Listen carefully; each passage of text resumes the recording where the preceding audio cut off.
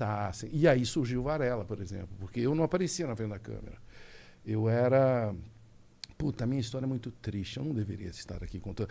Porque eu estava fazendo engenharia na USP, na Escola Politécnica.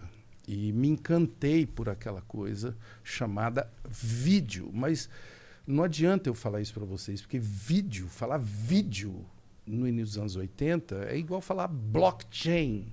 Pode crer. Hoje, você entendeu? Entendi. Ninguém fazia vídeos. Nós fomos uma das primeiras produtoras de vídeo do Brasil. Que foda. Junto com várias... Tinha um movimento chamado Produção Independente, né? TV Tudo, Tadeu Django, um monte de artistas, Aguilar, um monte de artistas, né, fazendo vídeo. Só que nós tínhamos essa intenção de televisão, de falar com muita gente. E foi isso que nos moveu, cara. E da onde esse sucesso inicial te levou para... Como que foi caminhando essa história? Então, muita pancada, né? O Varela foi um personagem que começou entrevistando ninguém, porque eu era muito tímido. E aí eu fazia textos que eu pudesse falar só para a câmera. Textos de humor, tal, falando de economia, de política e tal. Aí um dia, o Moraes Moreira ia fazer um show na USP, né? Eu estudava lá, a maioria de nós estudávamos por lá, num circo. E ia ter uma coletiva do Moraes. Aí alguém nos avisou, vai ter uma coletiva do Moraes Moreira. Aí eu fui vestido de Varela, com o Fernando, né?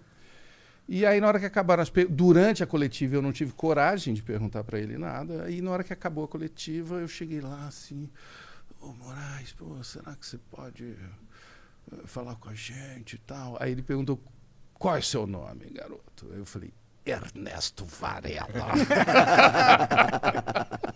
Claro, pode fazer. Eu falei, cara, ele acreditou que eu sou Varela. E aí, enfim, comecei a entrevistar figuras, né, como Moraes.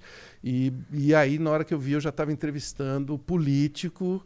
E aí o Brasil, naquela época, eu já falei, estava passando por um período de corrupção e de, obviamente, saindo de uma ditadura. Estou falando de 83, 84, 85. E aí, enfim, fiz uma entrevista que ficou muito marcante, que é a do Maluf. Né? Que eu... Qual foi essa entrevista? É uma entrevista que ele estava se candidatando a presidente, ele queria ser presidente do Brasil, contra o Tancredo, né? E havia assim, rumores de que ele era corrupto. Nossa! O Maluf? Havia rumores. E naquele dia, especificamente, era o dia do aniversário dele. Né? A gente estava em Brasília e era o dia do aniversário do Maluf e um colega dele, um partidário dele, chamado Antônio Carlos Magalhães. Já ouvi falar esse nome. Que era o grande coronel da Bahia, né? E da política brasileira durante muitas décadas, disse que ele era corrupto. Nossa! Eu falei, não é possível, mas não é possível, porque agora o amigo dele disse que ele é corrupto, né? E aí o Fernando falou, cara, nós temos que ir lá, vai ter a coletiva do Maluf, nós vamos lá. Só que no meio do caminho a gente parou numa padaria e compramos um bolo, porque era aniversário dele. Mas um bolo horrível, um bolo azul. Sabe aqueles de padaria? O cara foi lá e escolheu o pior bolo que tinha. Pior e assim, o que mais ficaria bonito na câmera. Chamasse atenção. Colorido. Fernando sempre com o seu olho de cineasta, né? Aí na hora que a gente chegou, tinha um monte de jornalistas. Quando eu cheguei com o bolo, foi assim um alvoroço, porque eu já era conhecido em São Paulo, mas em Brasília ainda não. Aí chegamos lá, os jornalistas ficaram em dúvida se eu era a favor do Maluf, se era uma armação, não sei o quê.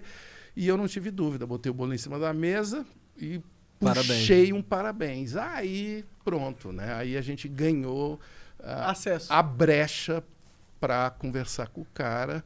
E, obviamente, fui muito trollado ali. Quem é você? Quem é você? Você é do Maluf? Pelos jornalistas. Pelos jornalistas. É que não sabiam.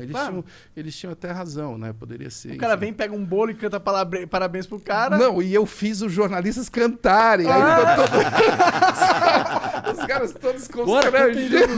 Vamos lá, gente. E o Maluf ficou sem graça também, porque ele não esperava, né? Caramba. E aí o cara cantou parabéns pro Maluf, daqui a pouco ele tá lá fazendo perguntas bizarrésimas pro Maluf. Não, aí foi quando quando eu fui fazer a pergunta, eu falei, doutor Paulo, tal, eu tinha preparado assim umas 12 perguntas, né? Só tem um minuto. Ele falou, pô, doutor Paulo, por favor, não, é um minuto. Aí eu fiz a pergunta mais importante, né? Doutor Paulo, é verdade que o senhor é um ladrão, né? Eu fui assim, eu tive uma objetividade. E com essas palavras, você falou... Eu falei, doutor Paulo, as pessoas dizem que o senhor é corrupto, que o senhor é ladrão. É verdade isso? E nós temos, assim, à época, ninguém fazia perguntas assim, né? Ninguém mandava real. A televisão era muito quadrada e não tinha essa guerrilha, né? Não tinha esse ambiente que nós estamos vendo aqui hoje, com vários canais, com opinião livre. Não tinha. Por isso que eu acho muito positivo e por isso que eu estou aqui. Eu acho que esse ambiente é muito importante, cara, da gente conversar papo reto e vários tipos de então, papo. eu acho que a gente acabou trazendo essa ideia desse ambiente e agora estão surgindo outros ambientes, né, com a mesma pegada de liberdade, e eu acho que isso vai catapultar em mais liberdade para a comunicação brasileira no futuro. Tomara. Já pensou a doideira? Daqui a pouco todo mundo falando exatamente o que pensa? Seria um problema, hein? Ou a solução. Eu acho que pode ser um problema se ficar numa água suja de, sabe, xingar, você é um babaca, não sei o que, sabe? Se você... Mas isso não é falar o que pensa, né? Exato. Isso aí é... Antagonizar o cara à toa. Isso é agressividade, isso aí não é expressão, né?